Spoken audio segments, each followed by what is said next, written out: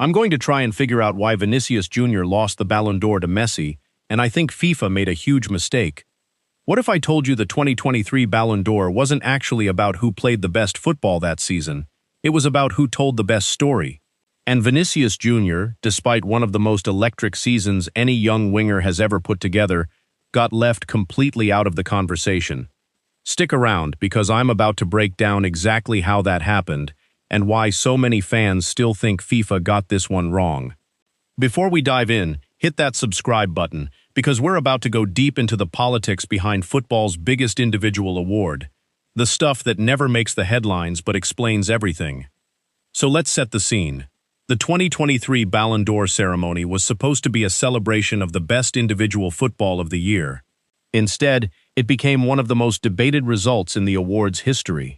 Lionel Messi walked away with the trophy, his 8th, while Vinicius Jr., a rising superstar who'd spent the entire season torching defenses for Real Madrid, wasn't even seriously in the conversation for the win.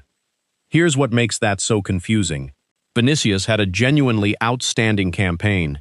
He was a nightmare matchup for defenders in LaLiga, delivering game-changing moments week after week, and he did all of it while dealing with relentless racist abuse from opposing fans.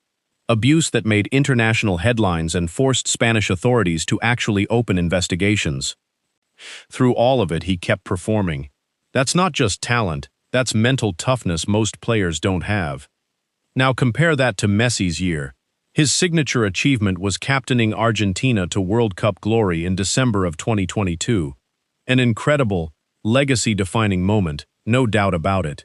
But after that, his club season wound down quietly at PSG before he made a surprising move to Inter Miami in Major League Soccer, a league that, on a pure competitive level, doesn't touch the intensity of La Liga or the Champions League. So here's the question fans kept asking.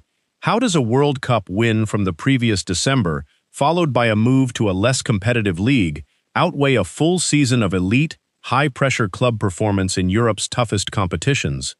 That's really the heart of this whole controversy. The Ballon d'Or is supposed to weigh a full season of performance, club and country combined. But when you look at how the voting actually played out, it starts to feel like the award leaned less on what happened on the pitch during the actual eligibility window, and more on the emotional weight of the World Cup story. And look, nobody's saying Messi winning a World Cup wasn't massive. It absolutely was.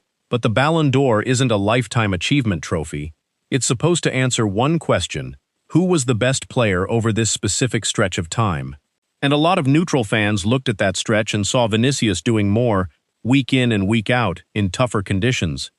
This isn't even the first time people have questioned whether the Ballon d'Or voting process bends toward narrative over pure performance. Over the years, there's been a recurring pattern where players from marquee clubs, or players riding a major international moment, seem to get the benefit of the doubt over players putting up comparable or even better numbers in less glamorous circumstances. When that pattern keeps repeating, it's fair to start asking whether the criteria are being applied consistently, or whether certain storylines just carry more weight with voters than others. And that's really what's fueling the frustration around Vinicius. It's not just about one trophy. It's about what it signals to the next generation of players.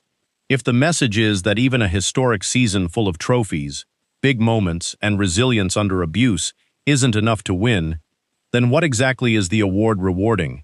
Reputation? Global popularity? A feel-good narrative? Because if it's not primarily about what happens on the pitch during the season in question, then the Ballon d'Or starts to lose the thing that makes it matter in the first place: credibility. To be clear, this isn't about tearing Messi down. He's one of the greatest to ever play the game, and that's not in dispute.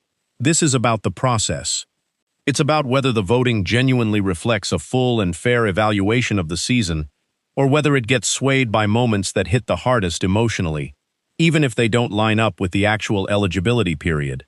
Those are two very different things, and conflating them is exactly what's causing fans to lose a bit of trust in how this award gets decided.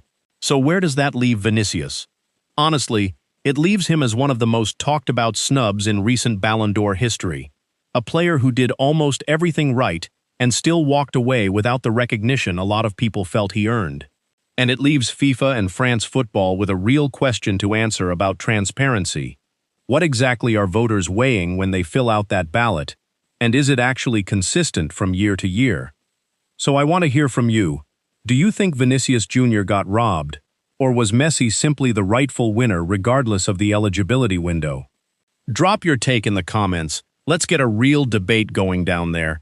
And if this kind of deep dive into the politics behind football's biggest awards is your thing, go ahead and like the video and subscribe, because there's a lot more of this coming.